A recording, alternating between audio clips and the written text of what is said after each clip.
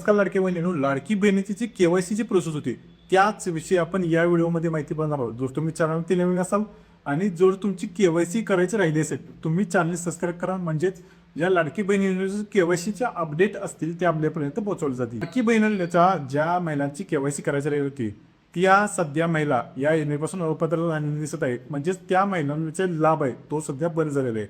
ज्या पद्धतीने ज्या महिलांची केवायसी चुकली होती त्या महिलांना केवायसी करण्याची मुदत वाढवून देण्यात आली.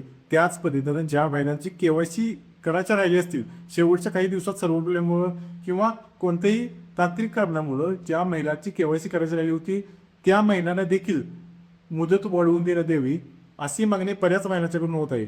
परंतु महिला आणि बालकल्याण विभागाकडून याविषयी दुर्लक्ष होत आहे किंवा त्यांच्याकडून या योजनेविषयी कोणतीही अपडेट देण्यात आली नाही.